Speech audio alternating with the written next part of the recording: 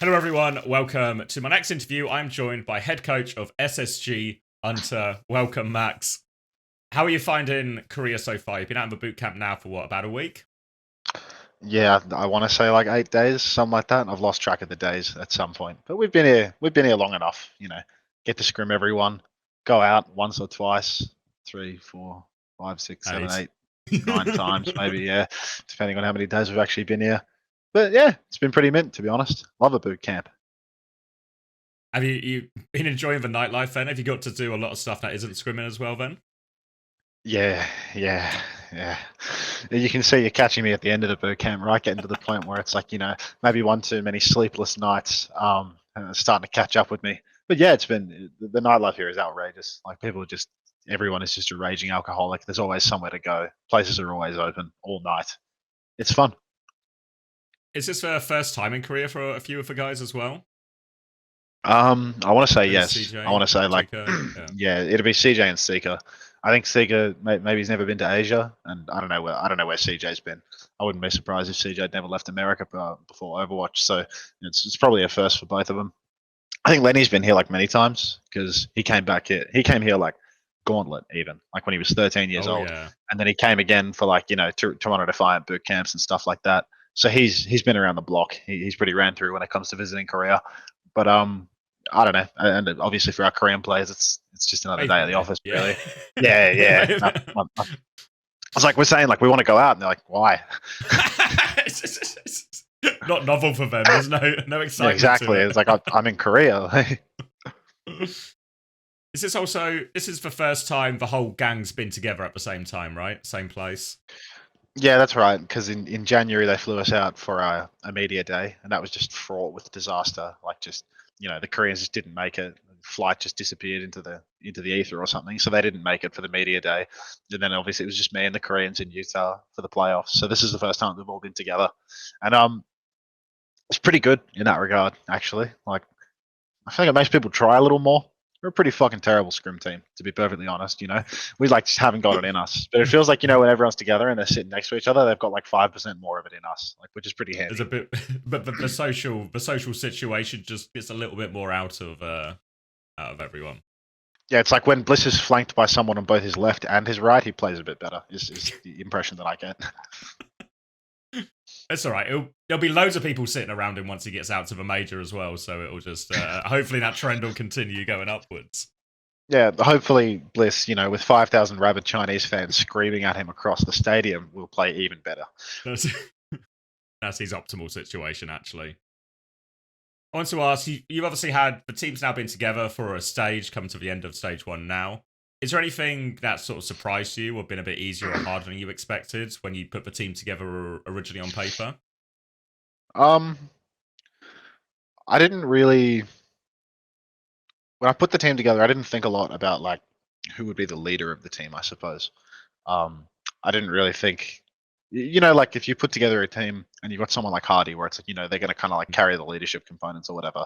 And a lot of the times, like good teams wind up like naturally having a leader, like someone that has just like done it for a long time and kind of fits into the role. I didn't really think about that when building the team, and when we started, we were really lacking in that department because we had a bunch of people that were like listeners or playing second in terms of not being the primary contributor of like what's the plan, what are our like big ideas here. And at the start that was like a little bit worrying, I suppose, because it felt like we didn't really have a strong leader. But it's not that we don't have people capable of leadership, it's just that we hadn't really like figured out a structure for it at that point because we were new and nobody was just like jumping right into the role. So that has like changed dramatically between start of the season and now. I feel like there's been like due to no work of my own, they've figured it out. They've improved. So now we actually have some consistent leadership and consistent ideas coming around. And our hit scan player keeps his mouth shut, and that's a good thing. Who? I guess not Seeker then, but who have been the players filling that role for you? Chris has like stepped it up a lot. Like Chris is really smart about the game. He just has a little bit of a tendency to move in silence. He likes to keep secrets from everybody. So as soon as I started to tease someone, sorry, not I would never. I've done nothing. As soon as the team started to tease some of Chrissy's ideas out of his head and get them out of his mouth, I feel like we had a pretty good change there. And then I think Lenny stepped up a lot as well. Like Lenny was, just coming off the back of getting hard carried by someone for a year, so he didn't really have to do much in terms of planning or anything like that. When you've got someone and RuPaul on your team, like you don't need to talk a lot. You just need to say what you're shooting. But Lenny's like stepped it up a lot as well in terms of contributing ideas and being a bit of a stronger leader rather than just a DPS that kills the lobby and plays his life. Wanted to ask about the meta as well, because we got a bit of a preview last weekend at the Soup Cup with Virtus Pro and Nightmare playing. We saw a bunch of Winston, bunch of Hazard, bits of other stuff like Ram, Orisa type that. Is this a good indicator for what we should expect with Hangzhou, or how's the meta shaping up? I think that I'm a bit of a believer in the meta being fake right now, if that makes sense. I think yeah, sorry, one of those nights in Seoul catching up with me. I think Winston's really good. Lots of teams are playing Winston, but Falcons is playing Winston, and I'm not a huge believer in that. I'm not a huge believer. I think between bans and the relative strength of all these different tanks, like the strength of Diva and Orisa and Ram and Hazard, I think there's no way that Winston is hard meta everywhere. And the map pool, there's no Gibraltar's, you know what I mean? Where you just have to play monkey. So really, I feel like the meta is actually really diverse. And people just think that it's a bit more of a monkey meta than it is, because it's there's us where we love playing monkey for some reason. I don't know why. Once again, where they're just monkey one tricks. And then Falcons opting to go down the kind of monkey one tricking pathway as well has meant that lots of teams are playing monkey. There's heaps of monkey here. But then the European teams, they play non-monkey and they do fine. So it's I feel like if that's possible, if that is possible, if the European teams can play off tank, I think there's almost no reason that Falcons shouldn't be trying to make some off tank work as well, right? Because there's just no way that Han Binston is going to stand up to Gushwei in the clutch. Gushwei is unbelievable, genuinely unbelievable. Today I seen that guy solo kill 2 with Primal and still have time during the Primal to jump back to his team and get his lick in everywhere. It's just outrageous. But yeah, meta-wise, I think it's really diverse. Orisa just spawned in a couple of days ago, and people had to figure that out. Alcad has shown up, and they play some different stuff as well. I don't know how good or bad it is, but everyone has their own color, their own flavor. They're all doing something different, except for once again, where they're Well, if you've got one trick, but it's a really good trick, it's a fucking good trick. I'll keep it $8 with you. It's a really good trick. Is it going to be a problem for you at the event? Because obviously you talk about how there's a couple of these teams, maybe Crazy Raccoon and once again sort of come to the fore in terms of want to play a lot of Winston themselves. Obviously you guys do as well to get the best out of Kellum, but do you find yourself then in this sort of awful situation where your best comp is also the best comp for some of these teams with these sort of elite level players? Yeah, I think it's essentially this is one of those situations where it's I guarantee if I was on the outside, I'd be say you watch our match and say we get pumped in a Winston mirror. It's going to be a situation where it's if I was on the outside, I'd be thinking why the fuck aren't they trying to pivot away from Winston and do something different? But it's just I don't know where our confidence lies in, winding up squaring up in some sort of off-tank mirror or something like that as the alternative. So I think there's definitely a concern that it's we're a Winston team at the tournament. There are also really good Winston teams at the tournament other than us. But that being said, I think it's everyone can always cope through scrim results. And this has been the ultimate bullshit scrim results boot camp, where it's we've shown up and low ping, we've been able to win a scrim versus every single person that we've scrimmed, Yeah. There's no team that we've been on. Actually, no, I don't know if we'd beat Falcons. Might have gone even. But we've basically been able to play incredibly close with every single team or beat every single team. So if that's the case, you can kind of cope your way out of the logic of our general approach. And because of bans, you can shake things up somewhere along the way.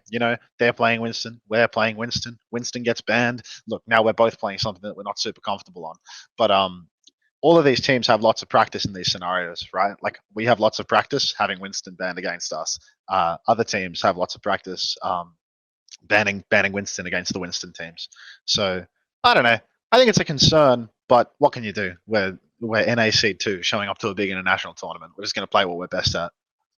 I guess it becomes a bit of a question of how much of your time do you want to spend preparing to try and take down Crazy Raccoon versus actually make sure you're quite equipped to beat whatever team you run into in the bracket, so you still get a decent placement overall.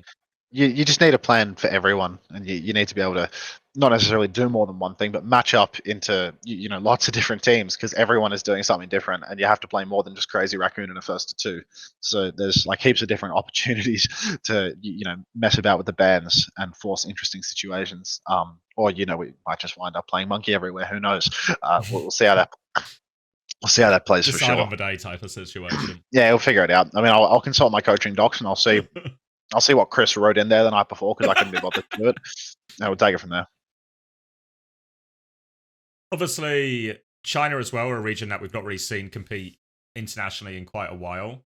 Do you feel, are they closer to the NA EMEA teams, or are they closer to Korea, or where do they sort of sit in the power rankings?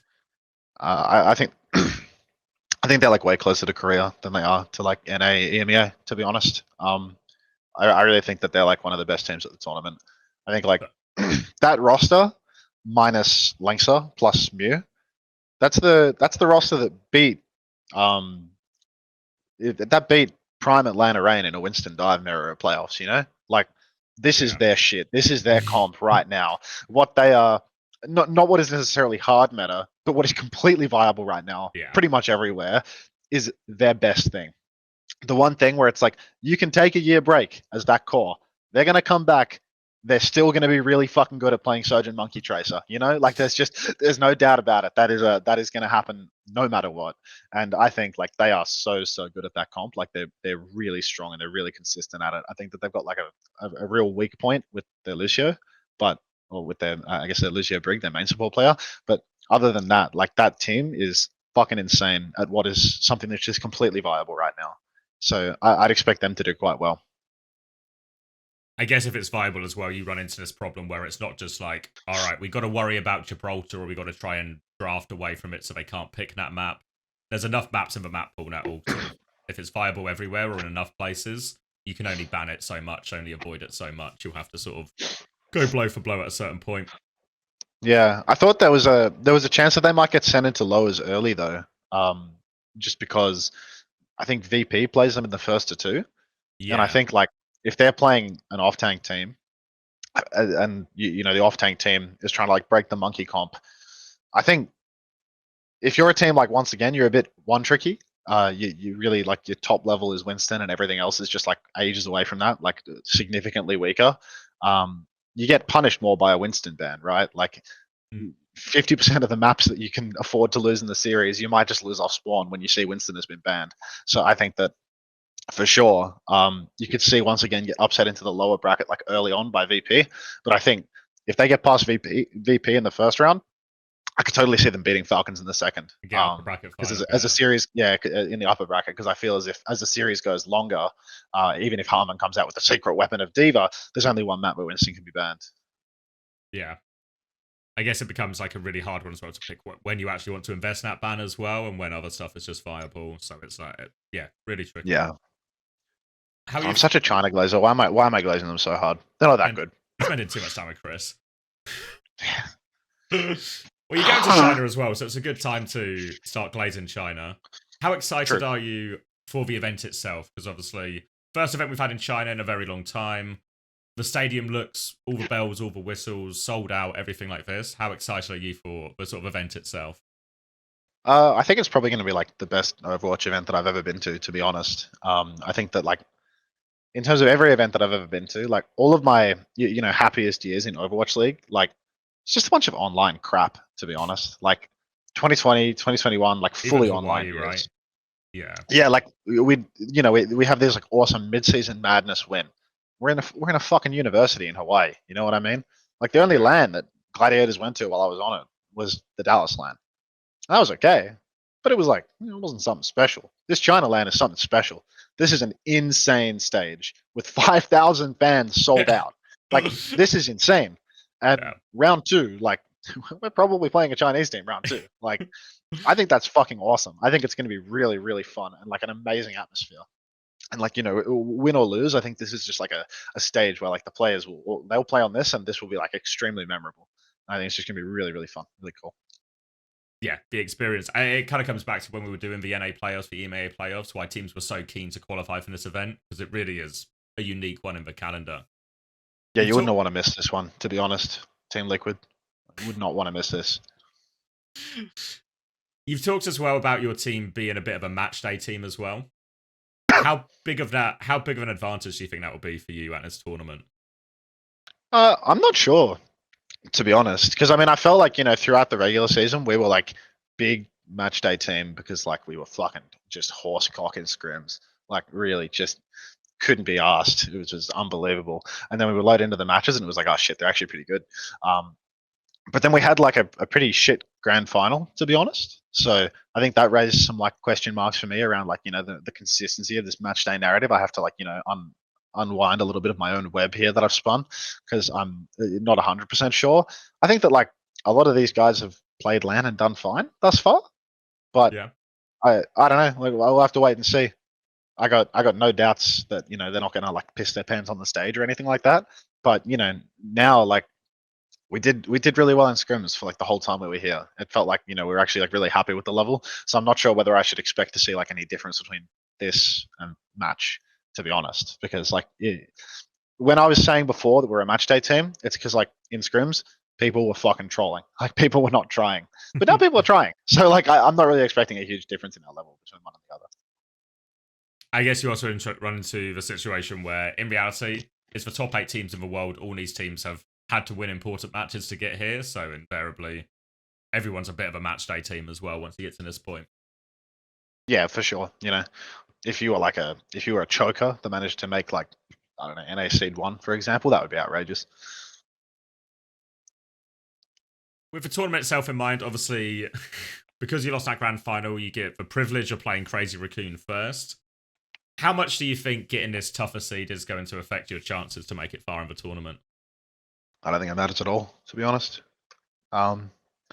Yeah, I mean, getting knocked into the lower bracket, you still just wind up having to play a lot of the same teams that you otherwise would, right? It's just a difference between playing Crazy Raccoon first and playing Crazy Raccoon second. Like, isn't Crazy Raccoon just going to, assuming Nightmares beats Team CC, isn't it's just going to be round 2?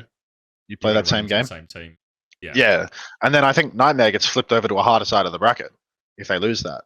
Like, I think if you... The VP once again, Al could see a side. Yeah. On who wins No, because they're coming down to us. Oh, okay. I think. Yeah, you're right. Because VP's going to get... Round. Yeah. Wait, so who the hell would Nightmare... I think Nightmare would wind up playing... Because I think we're going to play the loser of, like, once again, VP Falcons in the second round. Yeah. So then who the hell would Nightmare play when they lose to Crazy Raccoon? There are some other teams here, but... Would it be Alcancia? Is that it? It's just them? Well, unless they beat Falcons or something. Or Alcancia. Maybe that's preference. Yeah, maybe it is a big deal then. Maybe it is a big deal. Maybe I'd say that Alcad is like definitely weaker. Yeah, for sure. Alcad is definitely weaker than like once again, and VP. Yeah. But they just got to China as well, so like I'm sure they'll scale a little bit too. Like, yeah, they literally just arrived. It all depends a little bit how the actual games go, right? Like suddenly, if once again upset Falcons, all of a sudden the whole thing feels differently because you might just run into Falcons way sooner than you were hoping for, or something. Yeah, exactly. I think maybe we're on the hard side. We're on the easy side of the bracket for the first couple games, like for the CC game, I suppose. But then when the flip happens, I think you just rather play Alcad. So yeah, I think maybe the seed matters a little bit because Nightmare might get an easy run through Alcad, and we might have to play like OA or Falcons. But yeah, I guess inevitably, once you get past the first couple of rounds anyway, there's no easy games left either way. So yeah, I mean it's like as soon as Team CC is eliminated, everyone is really pretty good, right? Like Team CC is like the only real like significantly lower level team at the tournament, to be honest, just because China was just a mess. The Chinese teams were just a mess. But honestly, like, I don't know. If we wanted a better seed, we should have won the grand final. Whatever. Who cares? Seems a reasonable take. Yeah, it's like you want to go far in the tournament. You got to be able to beat some of the top teams, right? Like, yeah. Yeah. What does success look like for you in this tournament then? Because invariably people expect the Korean teams to be at the top, maybe once again to trick Falcons into their umpteenth dive mirror and get away with it one more time. But obviously, outside of winning the tournament in the ideal situation, how far would you have to go, or who would you have to beat to sort of look back and be kind of happy with how this major went? I think it'd be really nice if we could be like best of the rest. Like if we could come top 3, top 4. I feel like that's a respectable end. To go down top 3, top 4. I think it'd be a bit of a disappointment to go down like in the post CC game. But at the same time, like the post CC game opponent could be one of these teams that I'm saying is going to be like top 3. Yeah. So it is what it is. It's just the shape of the bracket. I think it'd be a shame if we couldn't like show off our level versus EU. I think it would be nice if we could get to play an EU team, because there's definitely a world where we wind up playing VP in the second round, post CC, and I think that would be a really good match to have. I'd very much like to beat Smash. So maybe that's like a personal goal. I think everyone in our team would be really happy to do that, to be honest. I think as well, especially after the Soup Cup that we saw last weekend, I think a lot of people have sort of taken it as an indicator that EMEA is the stronger region based on basically how those two-way games went. I just don't think it's true, to be honest. Yeah, I don't buy that. Maybe it's because Nightmare and the Lights have like a little bit of a fucked up relationship, but I don't think EMEA is better than NA, to be honest. Like, not from what we've scrimmed so far since getting here. Yeah, I think a lot of people have said very similar to you in terms of the scrim results are a bit all over the place. Everyone seems quite evenly matched, and I mean, I think everyone is surprised by our level here. Like our team specifically, I think we've probably like surprised people the most because like everyone that had scrimmed us before, our scrim results while we were in North America were not very good, and we were always scrimming European teams on ping, so you never really get like a fair scrim or like a good display of like both teams like top level.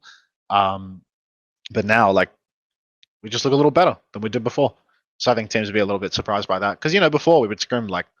Scrim Alcad and get like fucking 6-0'd, like get our heads blown up. Scrim VP, just get fucking shit stomped for like 2 hour and a half straight. And after your 6 maps, you just call it a day, take a mental health break. But that's just like not what it's been like here, really. So I think maybe teams would be a little bit surprised by like the level that we're at the moment. But I'll just be forced to eat my words when we get up on the stage and get eaten by Virtus Pro. I mean, who am I kidding? We're going down to Team CC, but like. Well, you're the one who's going to have, he talks about bright lights for Nightmare. You'll be up against the Chinese team in the first round you'll be up against Crazy Raccoon in the first round as well. So plenty of lights for everyone to deal with. Yeah, I mean, if we lose that first round game, it's definitely because of the brightness of the lights, right? Excited for the Choker narrative to come out. Just unlucky. Just didn't play our normal level against Crazy Raccoon. Otherwise, we would have had him. Yeah, we had them on the ropes. They were lucky they turned those lights off, or they would have been straight out. Yeah. Any final words or anything you want to say to the fans or anyone watching at home before you guys head out to China? Jeez, message for the fans or anyone watching at home. Discord.gg/Unter if you want to be a fan. I like that spot. Nothing for the broader space station community though, and I doubt anyone from my family is watching. My mother's pretty unsupportive of my job. But yeah, cheers. Thank you, Unter. Safe travels. Best of luck for the event itself. We'll see you there. Cheers, mate.